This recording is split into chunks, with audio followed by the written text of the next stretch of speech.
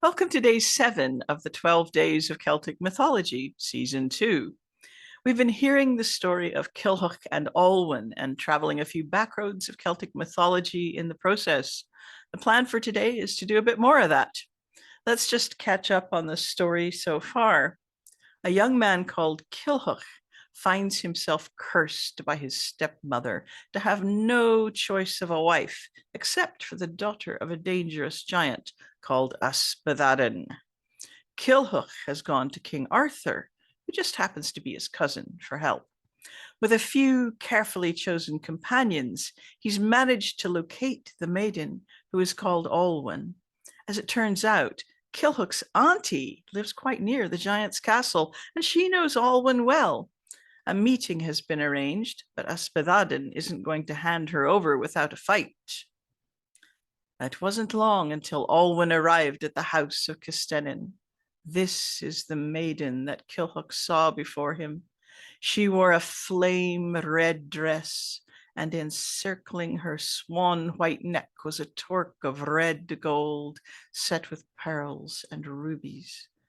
Every inch of her flesh, her hands, the palms of her hands snow white, blacker and keener than the eyes of a falcon were the eyes of Olwen, and her cheeks blushed like foxgloves, her breast white and graceful as a swan. Anyone who saw her would love her with their whole being. And wherever she stepped, white trefoils would spring up in her wake, and hence she was called Olwen, White Track. Culhwch knew her immediately, as if he'd carried her in his heart since birth. "Oh, maiden," he said, "it is you I have loved. Will you come away with me?" "I must not, lest we be accused of sin. Such courtship is forbidden to me. Also, I have promised my father that I would not leave him without his agreement. You see, his life will only last as long as I am unmarried. Now, take my advice. Go to my father and ask for my hand, and whatever demands he makes, no matter how strange or outlandish, do not so much as blink at it. Promise to do everything he asks, and you will win me. But if you try to bargain with him, you will lose me, and you will lose your life too." "Well then," said Culhwch, "I will promise him. I will promise him everything, and I will not fail to get what he asks." And Olwen departed without another word. Culhwch and his companions waited until she had time to reach home, and they set out for the Caer. They gained entry by killing Ysbyddaden's 9 gatekeepers and his 9 guard dogs without anyone uttering a single cry.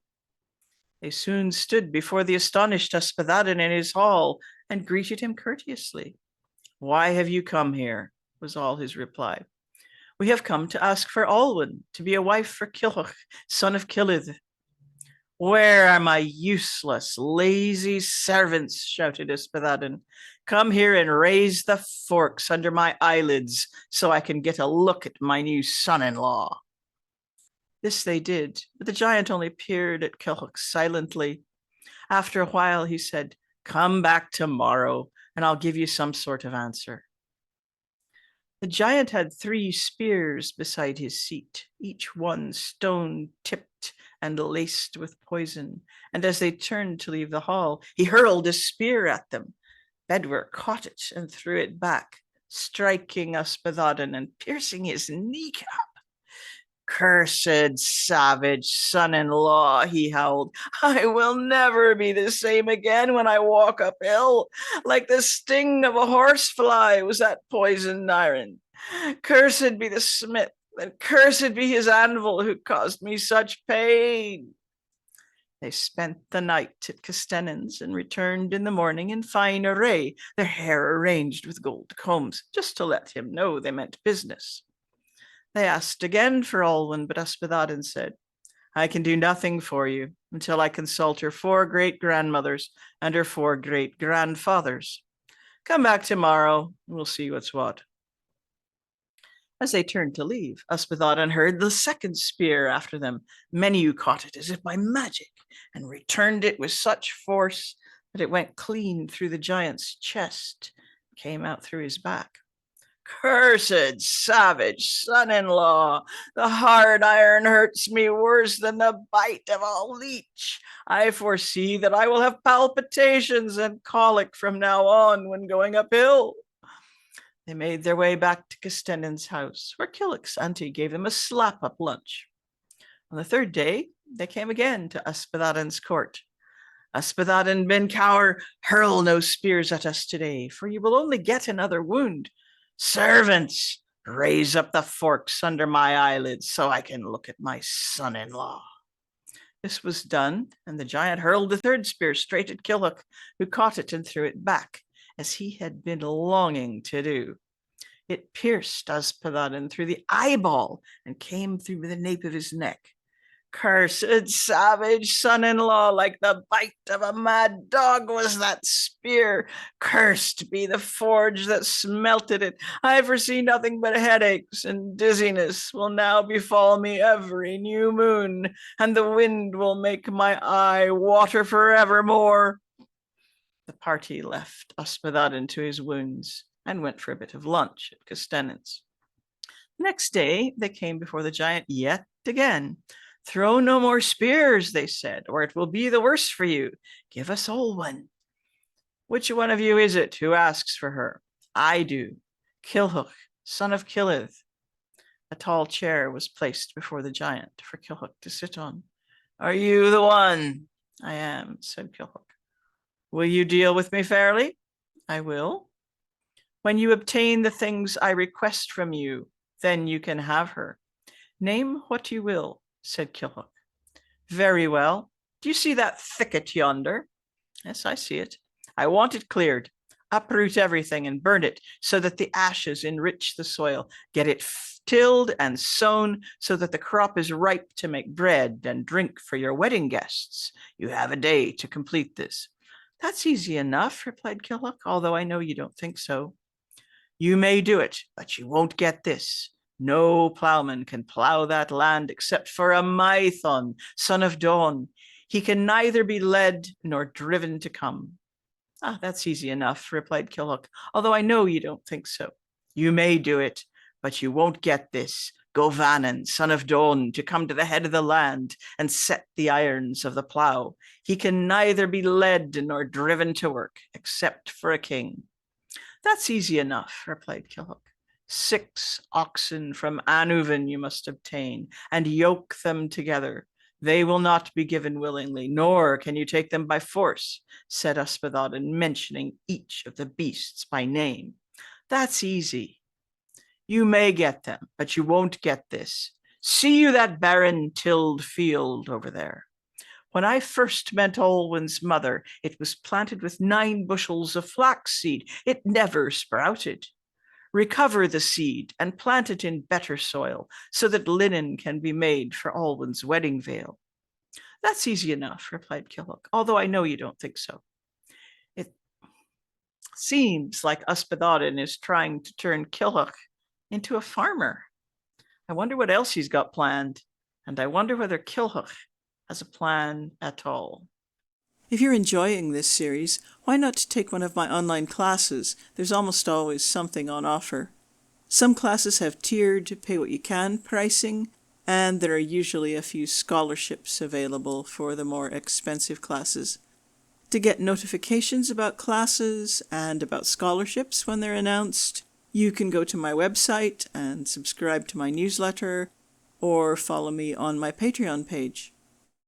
Now that we've gotten to know a bit more about Ysbyddaden, it seems like a good moment to talk about how this story compares to another famous tale, this time from Ireland. Some of you may be familiar with a story called the Second Battle of Moytuira, or Cam Moytuira. Some of the folk tales about Lugh and the giant Balor also dovetail with this story. So for those of you who don't know the story, if you'd like to read it or hear it told, I'll put links for that in today's notes. And if you'd like to study it in depth as a way of better understanding the Tuatha Dé Danann, I'll be teaching a class on it in April. So here we go, off the high diving board, with apologies to those of you who haven't read the Second Battle of Moytuira. I want to explore the pairing of Lugh and the giant Balor to that of Culhwch and Ysbyddaden. It's important to say at the outset that while Lugh is definitely a deity, it doesn't seem like Culhwch represents a deity, but it's hard to be sure that he never did, or at least that aspects of his story don't reflect a story about a deity.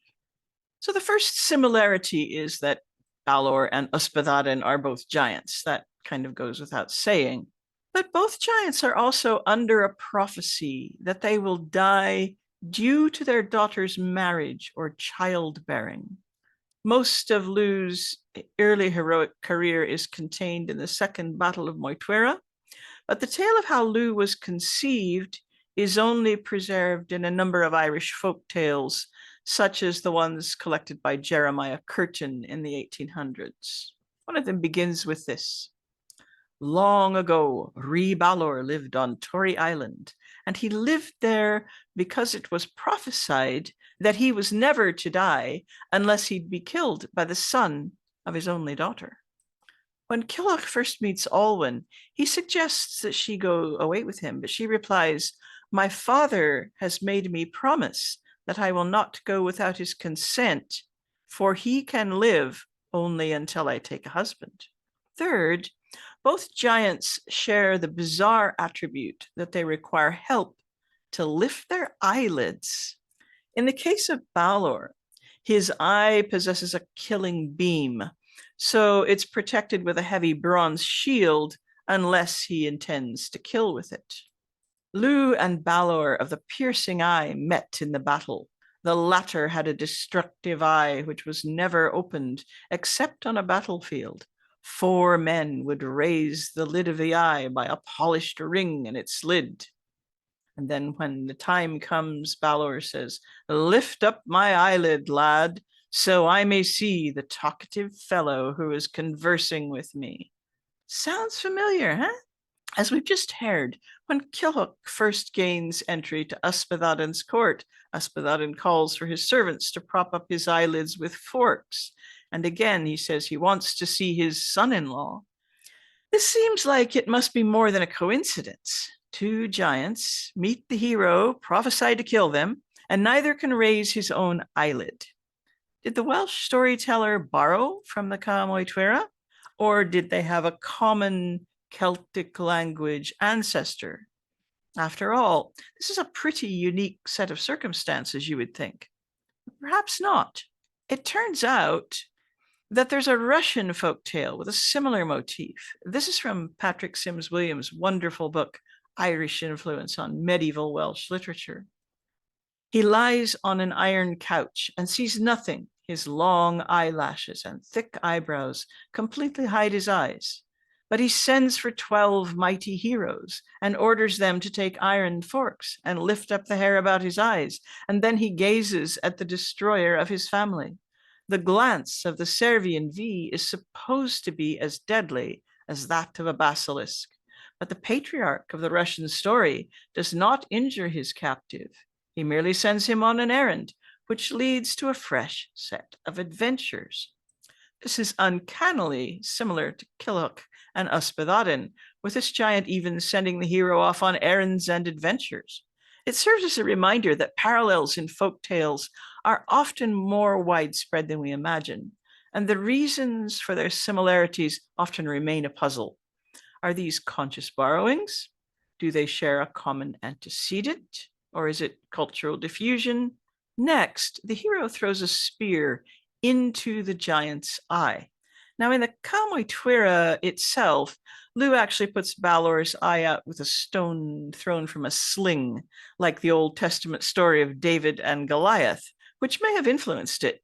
But in most of the folklore versions of Lugh and Balor, Lugh throws a spear made by a special smith who seems to represent the god Govnu.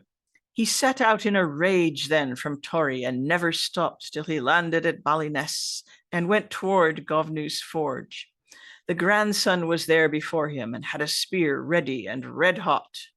When Balor had 8 shields raised from the evil eye and was just raising the 9th, Lámhfada sent the red spear into it. So in our story, Kilhwch and his companions make daily visits to Ysbyddaden's court, where both spears and insults are hurled, but no real progress is made. On the third day, however, it's Kilhwch who throws the spear back at Ysbyddaden, piercing his eye. Unlike Balor, Ysbyddaden doesn't die immediately, but this seems to confirm Kilhwch as the man who will marry Olwen, even though he's still required to complete the tasks Ysbyddaden is about to set for him. It's curious that in both this story and the Camwaith Tuaire, it's not enough for the storyteller to say he put the giant's eye out, killing him. The exit wound is also described. It came out through the nape of the neck in the case of Ysbyddaden. In the Camwaith Tuaire, Lugh cast a sling stone at him, which carried the eye through his head. So his eye actually comes out the back of his head. And in the story, its killing beam then shines on his own army, wiping a bunch of them out. The sharing of the little details is tantalizing, however they came to be there. As I mentioned, the presence of the smith is important in stories of Lugh. And although spears which Ysbyddaden throws are supposedly stone-tipped, he still curses the forge in which it was smelted, suggesting an echo of that smith now missing from this part of the story. And the smith, Govanen, son of Don, who's probably cognate with Govnu and all these smith characters in the folklore stories, is also mentioned with setting the plow. So number 5, this should maybe be number 6, maybe what I was just talking about should have been number 5. Kilhwch and Lugh both struggle to gain entry to a royal court. Now we know that this is a bit of a set piece in Celtic storytelling. As usual, they aren't exact parallels, so much as suggestive of some shared background in the stories. Lugh's attempt to gain entry to Tara is a very famous set piece in Celtic storytelling, allowing Lugh Savildanach, the many-skilled, to list his impressive catalogue of accomplishments. We looked at this passage on day 1, so I'll just remind you briefly. The doorkeeper then asks Savildanach, "What art do you practice? For no one without an art enters Tara."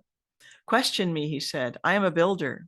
The doorkeeper answered, "We do not need you. We have a doorkeeper. We have a builder already." Lugh lists his many skills only to be refused over and over until he finally asks the doorkeeper whether anyone in the court possesses all his skill. This finally gets him in the door, but then he's required to play a game of feithcul, which is a bit like chess, perform a feat of stone throwing, and to play the harp, leaving no further room for doubt that he's more than worthy. He's many skilled. Kilhwch's difficulty gaining entry to Arthur's court is more prosaic. Arthur's gatekeeper, Glewlwyd, tells him that the hall is full, but is finally persuaded by Kilhwch's lordly appearance and his equally lordly threats. Of course, Kilhwch and his companions soon find themselves trying to get into another court, that of Ysbyddaden ben Cawr. As we've seen, they're not well received, but once the spear throwing comes to an end, Ysbyddaden agrees to allow Kilhwch to try to win Olwen. There's just the small matter of 40 tasks that Kilhwch must accomplish before he can have her. Known as the Anoithai, the feats or wonders, this list of tasks require superhuman abilities and often mean encounters with malevolent supernatural entities like giants and witches and dangerous wild boar. In a sense, these tasks are a list of Kilhwch's skills, and to each one the giant lists, Kilhwch coolly replies, "That will be easy for me." Number 6 is invoking the warriors of the tribe. Skills are given pride of place in the Second Battle of Mythology Tuaire. As well as Lugh's list of them in the gatekeeper scene, there are 2 lengthy runs in which Lugh questions the people of skill about what they will contribute to the coming battle. Druids, cupbearers, sorcerers, weapon makers, and physicians all respond by describing how their skills will contribute to the victory. This is just a short few excerpts from those sections. Then the Druids of Ireland were summoned to them, together with their physicians and their charioteers and their smiths and their wealthy landowners and their lawyers. They conversed together secretly. Then he asked the sorcerer, whose name was Mathkin, what power he wielded. He answered that he would shake the mountains of Ireland beneath the Favora so that their summits would fall to the ground. Then he asked the cupbearer what power he wielded.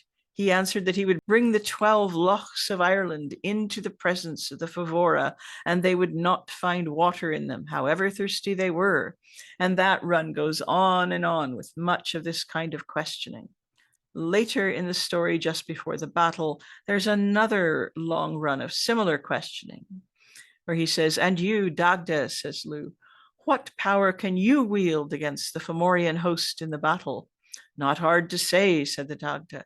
"I will fight for the men of Ireland with mutual smiting and destruction and wizardry. Their bones under my club will soon be as many as hailstones under the feet of a herd of horses, where the double enemy meets on the battlefield of Moitwera."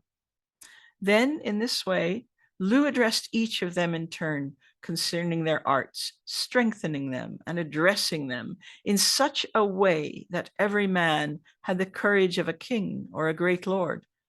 Kilhwch and Olwen's parallel to this is the court list, and not long after it comes the description of the powers of Kilhwch's companions, which we heard yesterday. And so very neatly, just like the Ca Moitwira, there are two lists of people of skill.